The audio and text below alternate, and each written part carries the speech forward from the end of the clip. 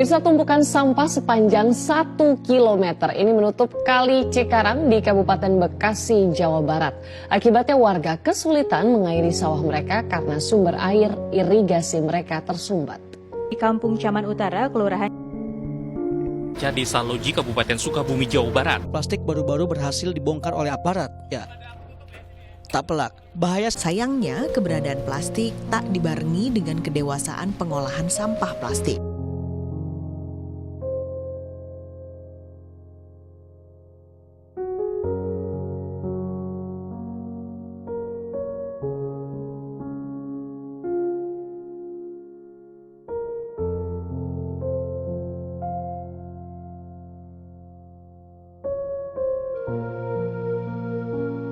Sampah merupakan masalah yang terus ada dalam lingkungan kita. Sampah kerap kaitannya dengan kehidupan kita sehari-hari. Namun, apa itu sampah? Menurut WHO, sampah merupakan barang yang sudah tidak digunakan lagi oleh manusia.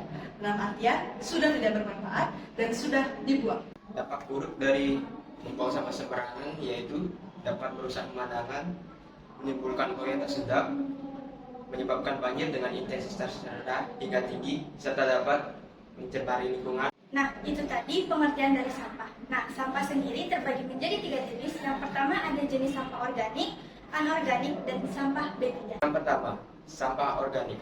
Sampah organik adalah sampah yang berasal dari sisa makhluk hidup yang dapat mudah terurai oleh alam tanpa proses campur tangan manusia di dalam. Contoh dari sampah organik yaitu dedaunan kering, kulit buah, dan sisa makanan. Lalu yang kedua, sampah anorganik. Sampah anorganik adalah sampah yang diproduksi dari bahan non-hayati yang sulit terurai oleh alam. Contoh dari sampah anorganik yaitu plastik, kaleng, dan botol kemasan.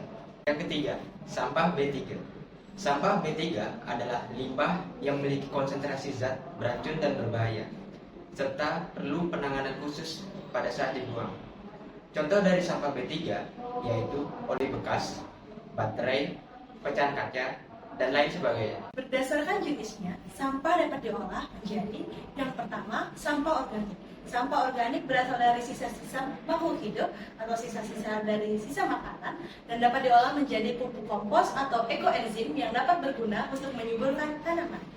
Yang kedua, sampah anorganik. Sampah anorganik yang berasal dari botol bekas, kresek-kresek, dan plastik bisa kita olah menjadi sebuah kerajinan yang tentunya sangat bermanfaat bagi kita. Jika lebih bisa kreatif lagi, kita dapat menjualnya dengan harga yang lebih tinggi. Yang ketiga adalah sampah B3.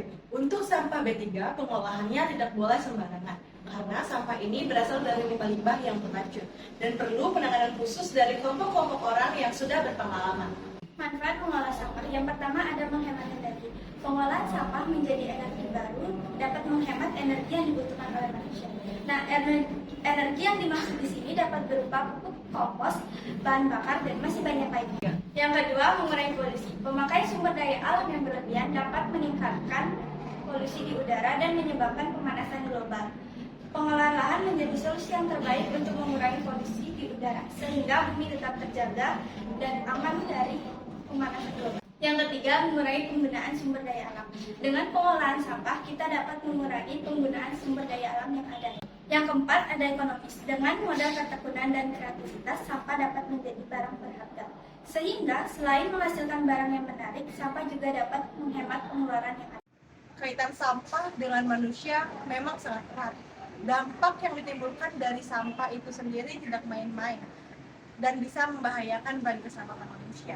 Maka dari itu, marilah kita menjaga lingkungan kita dengan membuang sampah pada tempatnya dan mengelolanya menjadi barang-barang yang bermanfaat. Maka dari itu, Mari Kita terapkan gaya hidup berkelanjutan dengan mengolah sampah.